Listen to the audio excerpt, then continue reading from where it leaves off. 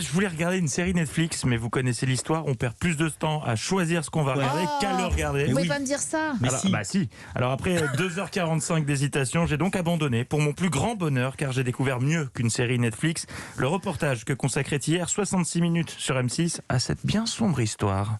À chaque fois que je regarde à la fenêtre, c'est une angoisse. Je tremble. Je suis à bout de nerfs tout le temps. Car ils sont toujours là à la narguer. Ils n'arrêtent pas de la narguer, mais qui sont-ils? Des voisins qui écoutent de la musique trop fort? Un gang sans pitié? Qui sont ces fauteurs de troubles? Les pigeons, c'est la hantise de Yolanda qui ne peut plus les voir en peinture. Oui, ce sont donc des pigeons qui font vivre un calvaire à Yolanda, et Dieu sait qu'il en faut pour vivre un calvaire à Nice. Eva, tu ne me contrediras pas, la ville est magnifique, la météo l'est tout autant, 12 mois d'ensoleillement sur 12, sauf dans la rue où habite Yolanda. C'est comme la pluie qui s'arrête jamais. Là, c'est la fiente de pigeon. Vous êtes en train de manger et puis un pigeon qui fait dans votre assiette. Et bon appétit, bien sûr. Alors, faut voir les images. Chaque jour, à différentes heures de la journée, il y a une centaine de pigeons qui déboulent dans la rue. C'est impressionnant. On dirait les oiseaux d'Hitchcock, mais version française, donc moins chic. Les pigeons. Et la coupable, c'est elle. Attirés par le casse-croûte que leur sert Mireille, une petite mamie devenue au fil du temps l'ennemi juré de tout un quartier. Je passe sur son balcon pour attirer les moineaux, les pigeons et emmerder tout le quartier. Et elle donne des kilos de graines aux pigeons, c'est l'enfer. Ce qui, vous l'imaginez, a installé une bien bonne ambiance dans le quartier. Selon eux, la vieille dame n'a qu'un seul objectif, leur pourrir la vie. C'est dommage que tu crèves pas avec la gueule ouverte. Doit être sympa la fête des voisins.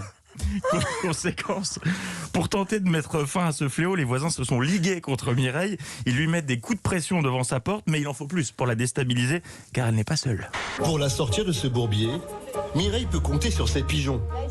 Ils contre-attaquent à coups de déjection.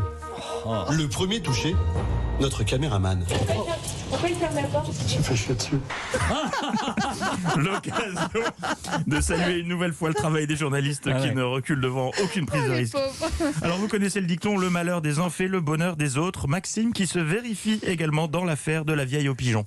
C'est un des seuls à ne pas détester la vieille dame. Grâce à Mireille, le business de Christophe ne s'est jamais aussi bien porté. Tu m'étonnes, il est laveur auto.